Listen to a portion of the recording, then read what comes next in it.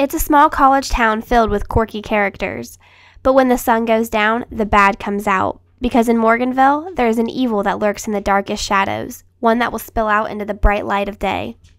Claire Danvers has had enough of her nightmarish dorm situation. The popular girls never let her forget just where she ranks on the school social scene, somewhere less than 0. And Claire really doesn't have the right connections to the undead who run the town. When Claire heads off campus, the imposing old house where she finds a room may not be much better. Her new roommates don't show many signs of life, but they'll have Claire's back when the town's deepest secrets come crawling out, hungry for fresh blood. Hi guys, this is Jessica with Chapter Chicks, and I am here with a book review for you guys today. And it is over the first bind-up of the Morganville Vampire series. And this is by Rachel Caine.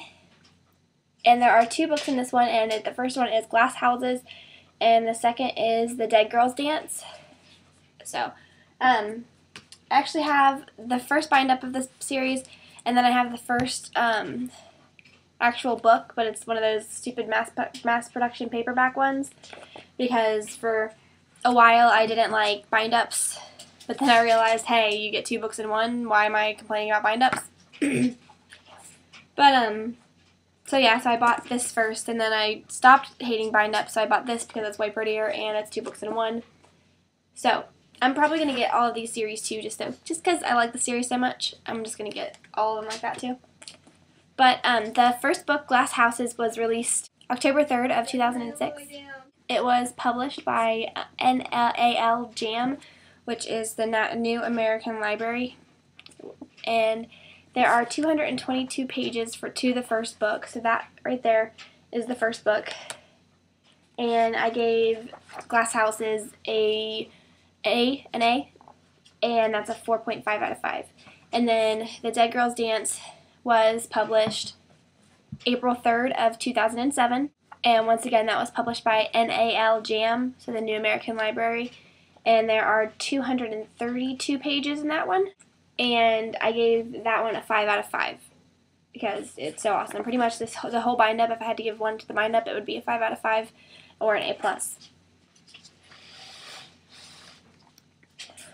Okay, so basically this is one of my new favorite series. It is absolutely amazing.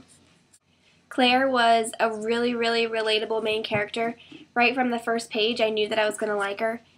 And because I could really relate to her because she really liked school. She was kind of like nerdy, and I loved school, and no one really understood that except for me and like my 5 closest friends really liked school and really liked reading and all that stuff. So I totally get the whole nerdy thing, and I made her really relatable to me. And the other characters in this book were also amazing. And normally I don't like the best friend characters, and like there's always just something off about them. You can tell that the author goes for this certain type of person, and that's like what good books do have their characters as, and when the author tries to get their characters to be like that, it just turns out cheesy and just wrong. And you can tell, and Rachel Caine actually accomplishes getting those characters. Eve is one of my favorite characters ever, probably, just because she's so witty and so funny, and the other day I even painted my nails black. They're pink now, but she's kind of like goth, so I painted my nails black just because I kept hearing all kinds of stuff about Eve. Clary, quit eating whatever you're eating. No. Just play with your cheeseburger. But, yeah, everybody needs a best friend like Eve because she was just so much fun. She was so much fun to read. Her and Claire, they're just great characters. And then, the other 2 actually main characters were Shane and Michael, and I adored both of them also. They were the same way. It's these people, or authors try to get these certain types of characters, and Rachel Caine didn't have to try. She just wrote it. It was perfect. I love the characters in this book, and as you guys know, characters are a big deal for me, and they are for a lot of you too, from what you guys say. So if you are a character-driven person, definitely read this book because the characters make it amazing. What I liked about this book was the vampires are evil. They're bad. They don't try to sneak into your room and cuddle with you at night.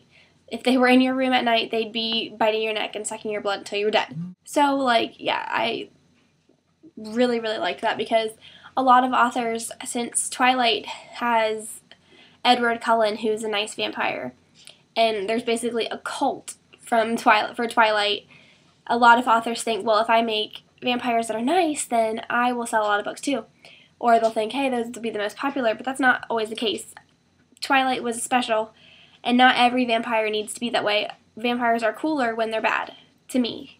So I loved that Rachel Caine hadn't forgot that and actually had real story vampires in her books. Another thing that was really awesome about this was, I don't really know how to explain this, but if you guys have ever read an adult book, not necessarily like romantic erotica or anything like that, but just an adult book, there is a different way of writing about it. There is a different type of style, a different type of feel when you're reading it. And that's why I think adult books are so good. I don't think that the stories are any better, the characters are any better. There's just a way about the adult writing that makes it awesome. And Rachel Caine has that way, but for young adults. So it's basically everything I love about adult books and everything I love about YA books all mixed into one. So I was reading this and I was devouring it. I could not stop. Like, I was reading it at my boyfriend's house, like, when I would be like, hey, will you get me a glass of water? And I would pick up the book and read it while he was in the kitchen getting me a glass of water. And, like, stuff like that. So it was just absolutely perfect. I love this book. Even if you're tired of vampires, you still need to read these series, so at least these 2 books, because it's amazing. It's perfect. I don't really want to do a spoiler section on this book, just because I would just be spoiling. I don't really have anything that I want to say about the spoilers, so I'm not going to do a spoiler section. But I do want to say that the endings of these books completely leave you hanging. Like, I'm so sad that I don't have the money to go get the 2nd and 3rd and 4th and 5th and billionth book until I have all the series and just read them because it's so good. But if you're going to get one, definitely get the bind up or get the first 2 because the first one ends crazy. Like, if I didn't have the bind up, I would have been looking in the couch cushion for change to go to Borders and buy it because it's awesome. But yeah, so that's all I really have to say about this book. Definitely check it out. 5 stars, A+. It's great. And a lot of people that I've talked to said the same thing, and I don't know why this book doesn't have such a great hype like it should because it's amazing. I love it. I can just ramble on and on and on all day about how much I like it, but I will spare you. So I am Jessica with Chapter Chicks. This is my review over Glass Houses and the Dead Girls Dance, the first 2 books in the Morganville Vampire series by Rachel Caine, and this chapter was for you. Thanks for watching, guys.